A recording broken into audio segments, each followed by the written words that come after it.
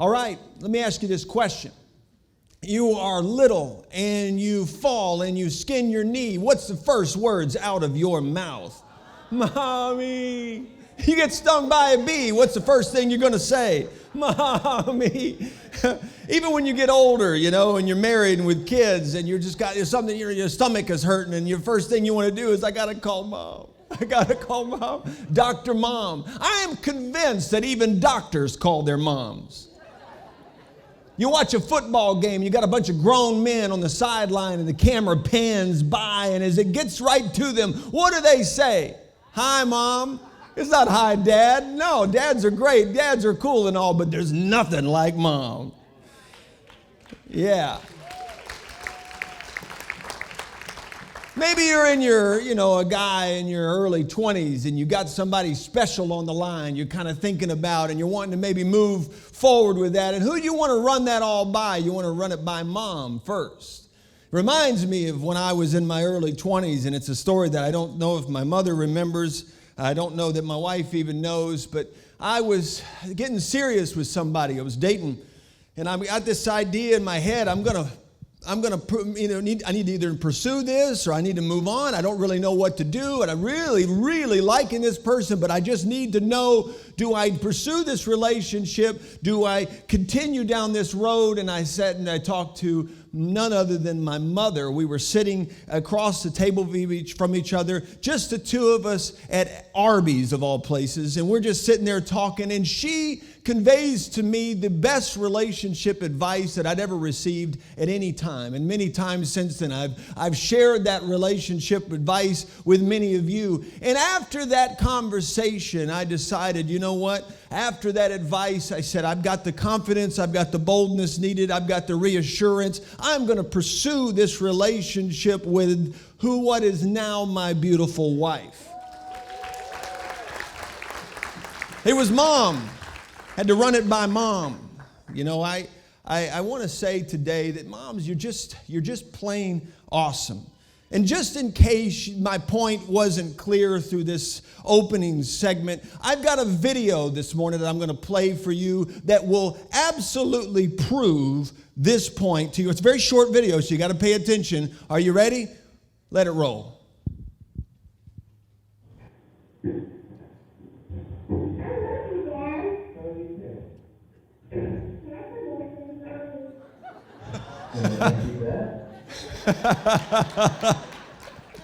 I love you, Dad. Not as much as Mommy. But, yes, dads, we just kind of come to accept it, Like, yeah, that's just the way it's going to be, I suppose.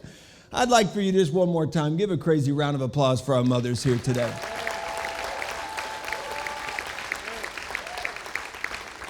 I thought on this Mother's Day that we would take a step back in time and talk about a guy that wrote about his mother. I thought that we would get an up-close and personal look with someone who has a pretty amazing story about his mom. The guy I'm talking about today is none other than Moses. They can go ahead and put my title on the screen. I didn't say it up there today, but we'll have it up there in a few seconds. The guy I'm talking about is Moses today, and you've probably heard of Moses, one of the most important figures in all of the Bible. Moses wrote the Pentateuch, the first 5 books of the Bible, Genesis, Exodus, Leviticus, Numbers, and Deuteronomy. But today we're going to look at Exodus chapter 2.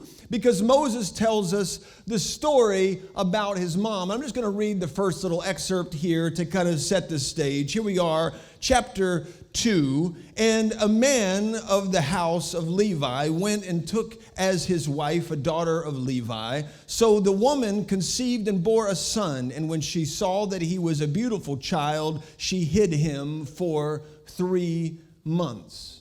So his mom, she had a really cool name. Her name was Jochebed. I like that name, Jochebed. His dad's name was Amram. So Jochebed and Amram. Sounds like a really cool band name to me. But Jochebed, whose name in Hebrew is Yocheved, which means Yahweh is glory. just an interesting fact here that she is the first person in the Bible to have a name with the divine element Yah, which is the short form of Yahweh, which many after her do have that, but she's the first in the Word. Let me set the scene for you. The norm for God's people in the Hebrews during that day was the whip and chain of slavery. The population was growing so much that Pharaoh, he said, there's too much of a baby boom among these Hebrews. So he decided to practice genocide and wipe out all of the male children. So here's what he did. He cut a deal with the Hebrew midwives and told them when they would help to birth a baby boy, to take that baby and to throw that baby boy into the Nile River where the crocodiles were. Can you imagine for just a moment? Open up your mind's eye for just a moment. Imagine the agony of a mother during this time. You find out you're pregnant. And instead of the excitement, instead of enthusiasm, instead of joy, you have fear, you have anxiety. There's no gender reveal, there's no sonogram pictures. And we have to believe that Amram and Jochebed truly were praying for a girl. Just God, give us a girl, whatever it takes, just don't let it be a boy right now, because if it's a boy, we know what's going to happen. And in the middle of all this, baby Moses was born. The Bible says in Exodus 2 that Jochebed and Amram hid Moses for 3 months. Now, I don't know how they hid a baby for 3 months like that. There's either two choices here. Either it was a super quiet baby, or baby Moses was wearing a pink bonnet. Okay? They found a way to hide this baby for 3 months. They hid him from the Egyptian special services. They hid him from Pharaoh and his henchmen. They hid him from being taken out of Jochebed's arms and thrown into the Nile River. Well, God had promised a deliverer. And God had promised to take them to the promised land. And I'm sure the people of God at this point were saying, any time now, God. If you're going to show up, now would be a good time to show up. But Jochebed, because of the providence of God, because she was walking with God, because she was an amazing mother, she formulated an ingenious plan. And now, if you haven't heard this plan before, believe me, it is mind-blowing. It is absolutely stunning and astonishing. She made an ark. I'm sure she was familiar with the Noah's Ark that was many years before, and she decided she was going to make a miniature boat, like a little life raft. And out of those reeds that would grow beside of the Nile River, they would grow up to 16 feet tall. And she took these reeds, and out of these reeds, she was able to weave this basket that she would turn into a boat. She sealed it and made it waterproof with tar and pitch. And then she put baby Moses in the raft.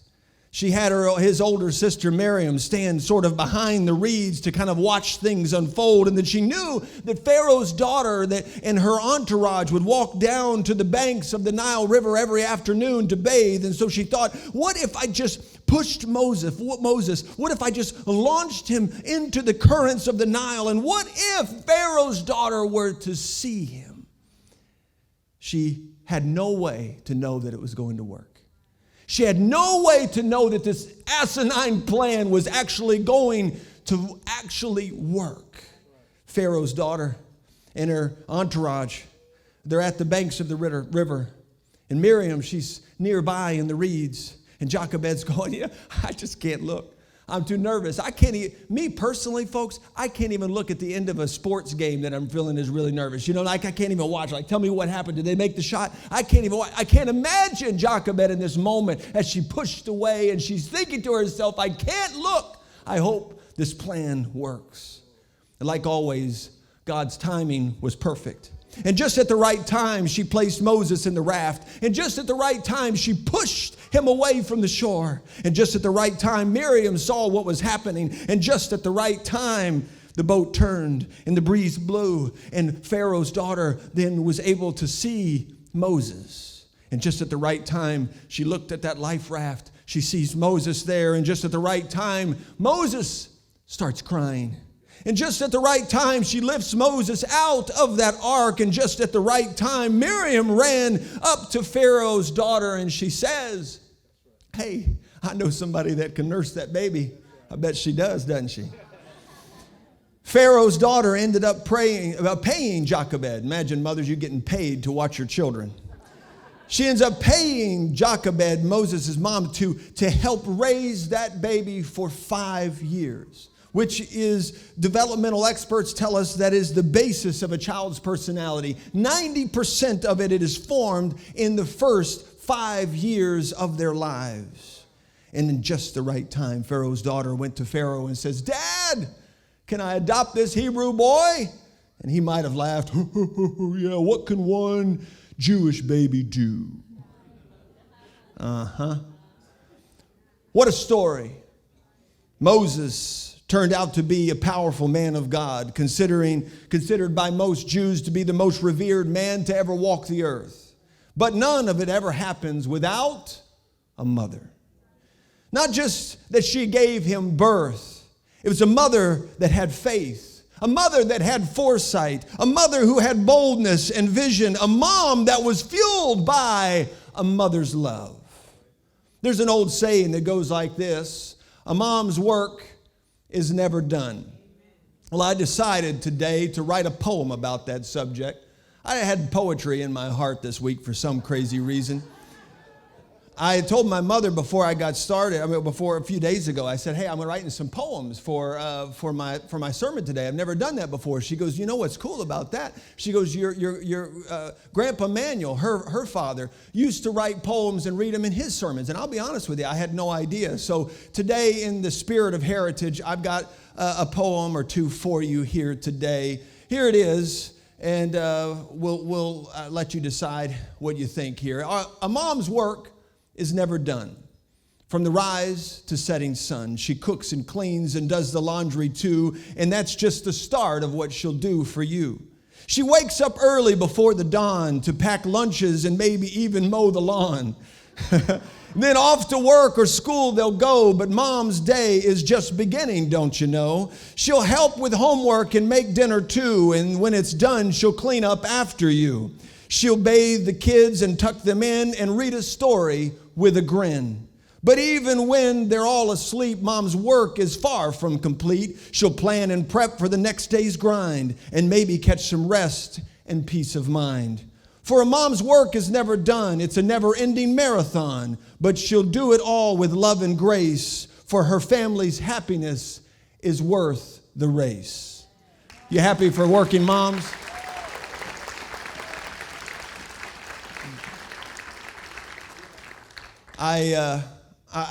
This is inspired by two of the hardest working women I've ever known, and that's my wife and my own mother. I think many of you have heard about Sister Forbush over the years and how hard she works, and many of you don't know that my dear wife works. And I think it's a vision of many of you that's in this room, and the hardworking mothers, that no one really knows what goes on behind the scenes. But I've never seen someone, my wife, I'm saying, "Babe, it's 10:30 at night. Please just stop working for 5 minutes." She's saying, "Okay." I said, "Well, just watch something. Watch a YouTube video, watch a show." She said, "Sure, I'll watch it, but while she's working."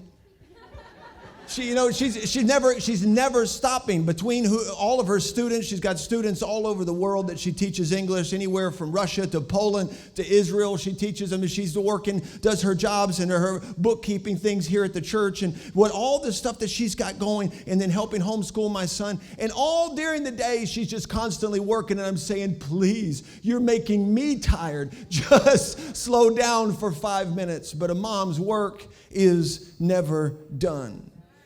Moms wear so many hats and they fill so many shoes.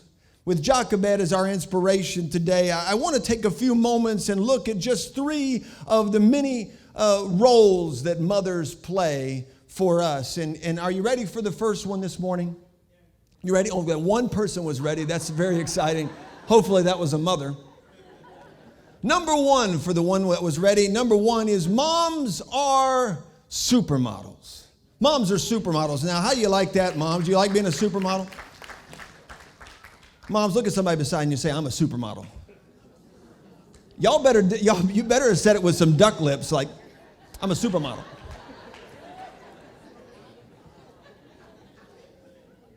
Moms, you are a supermodel. You model constantly. You're on the runway, but you're just not in Milan. You're not in London. You're not in Paris. You're not in New York. You're on a more important runway. You're on the runway of life. And your kids, they're watching you. They're watching to see if you're wearing the garments of love, if you're wearing the garments of peace, if you're clothed in patience, if you're clothed in kindness and goodness, if you're adorned in faithfulness and gentleness and self-control. And they're going to wear what you model. They're going to wear the attitude that you model before them. They're going to wear the values that you model before them on a regular basis. They're going to wear the relationships with others that you have. And most importantly, they will wear the relationship with God that you model for them. There's nothing like the power of a mom. Look at Moses for the first 5 years. That's all Jochebed had with him was 5 years. And look at the difference. The difference making that this man was able to make in his world and the future world that would come. Look at his courage. Look at all that he was able to do. Where did he get that from? Of course, he got it from God, but it was modeled by his mother, Jochebed. Obviously, God gave him some of the things that he had, but those things were modeled before him by his own mother. Look how he was able to face fear in his life. He wouldn't do that on his own. God gave him the ability to face his fear, but he was able to see that modeled by his own mother. God gave it to him, but his mother modeled it for him. Moms, you're supermodels. What are you wearing? Number 2, moms are amazing artists. Yeah, did you know that? You're an amazing artist. You orchestrate, you sculpt, you paint the future for your children. I've decided since I was in the spirit of poetry today to go ahead and just go for another one. You guys ready for another poem? Here we go. I should probably rap this one. That'd be cool, wouldn't it? I'm just kidding. Do not get me to do that. This boy is way too white for that.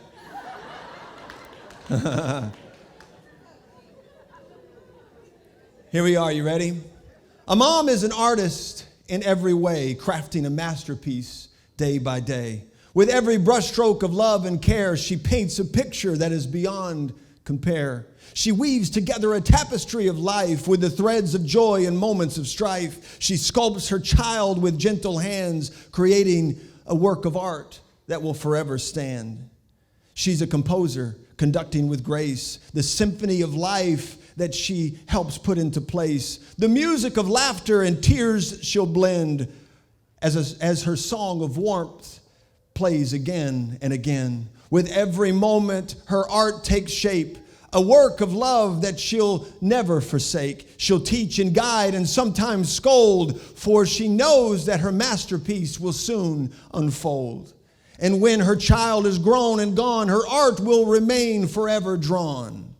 A legacy of love that will forever fade, a masterpiece of motherhood forever displayed. Here's to the moms inspired by the artist divine, whose love and care are a timeless design. May your art forever shine bright and true, for your masterpiece is a reflection of you. You happy that moms are artists here today?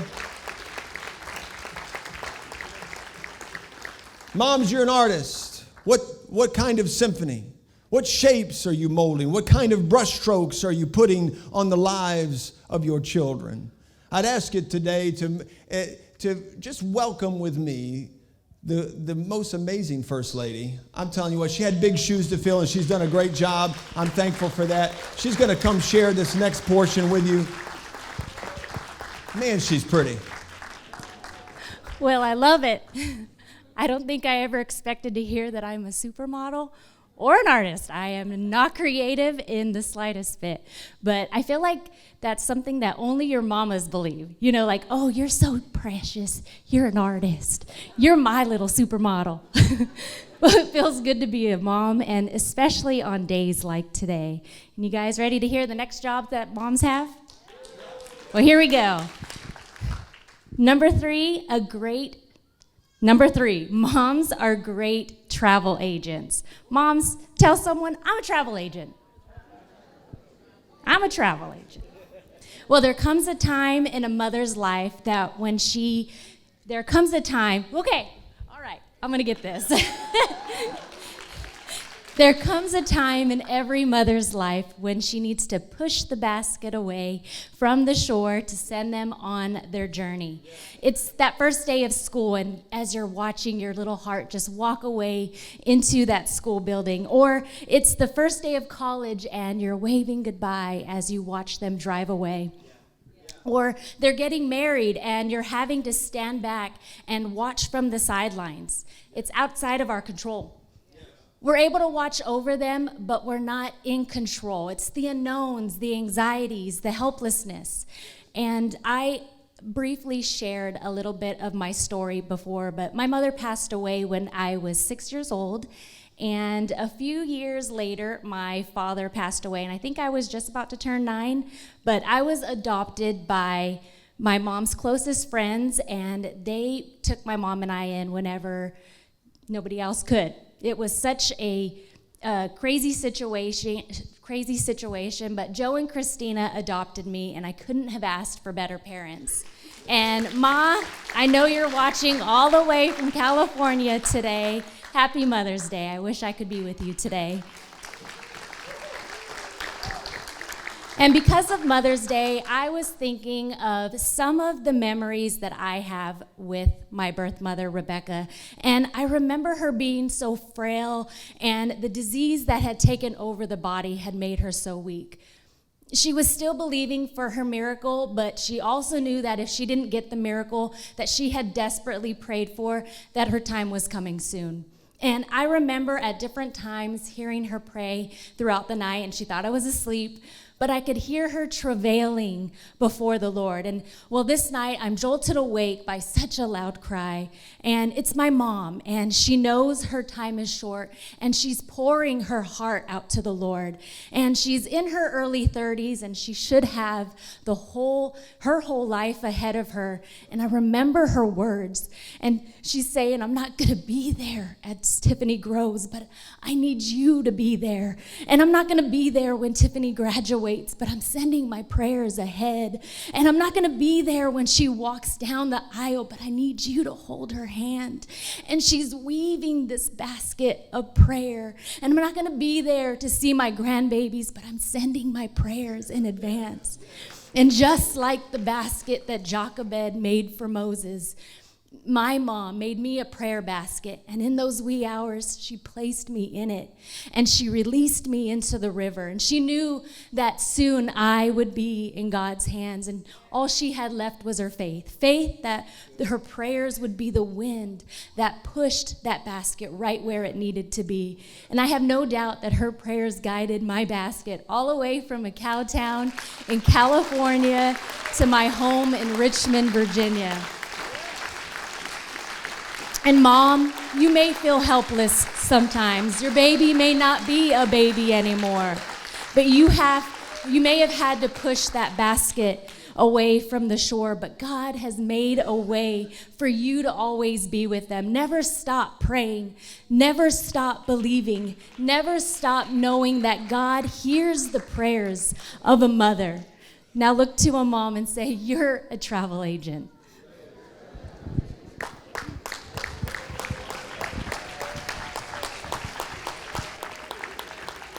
Aren't you thankful God hears our prayers? We've got to put some of you guys up here sometime and see how everybody will have a real quick respect for being up here in front of everybody as soon as you've ever been up here.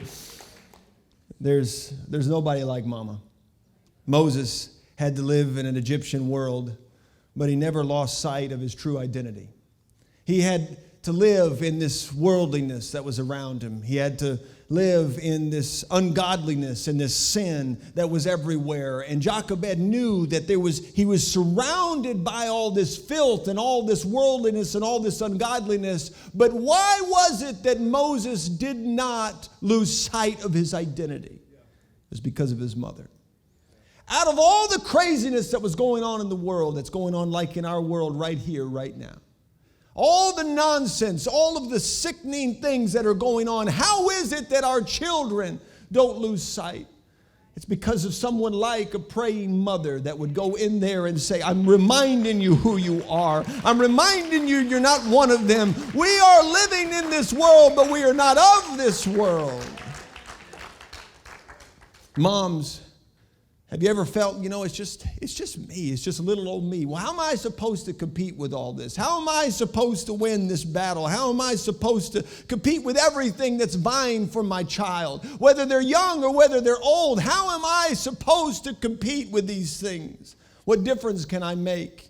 Moms, if you have a younger child, then you're competing with things like video games. You're competing with peer pressure and friends from school. You're competing with social media and influencers. You're competing possibly with a rogue or absent parent. Moms with older children, you're competing with things like a demanding work schedule for your child. You're competing with addictions and substance abuse. You're possibly competing with toxic relationships. Some of you have children that aren't with you. They're just not with you 24/7 like they used to be. They're at school now. They're at work now. They've moved away now. Maybe they're married, but don't give up just because you have to share. Just because you have to share them with other pieces of this life. Don't give up just because they're surrounded by Egypt. Let me remind you of this morning as I close. Moses, he had two mothers. His Egyptian mom gave him affluence. His Hebrew mom gave him influence. His Egyptian mom gave him resources. His Hebrew mom gave him a relationship. His Egyptian mom gave him something that was temporal, whereas his Hebrew mom gave him something that was timeless. His Egyptian mom gave him the best education, but his Hebrew mom gave him salvation. Moms, don't give up. Don't get weary. You bring the most valuable and precious piece to the table. They may find friendships elsewhere, but you introduce them to the friend that sticks closer than a brother. School teaches them education, but you teach them salvation. Their jobs give them financial security, but you prepare them the greatest of all, and that is for eternity. If you'd all stand.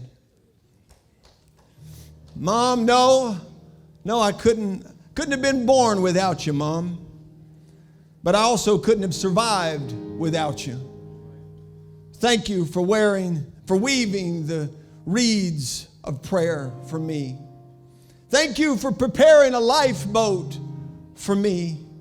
And just like Moses, I could have never answered the call of God on my life if it wasn't for a mother weaving the reeds of prayer.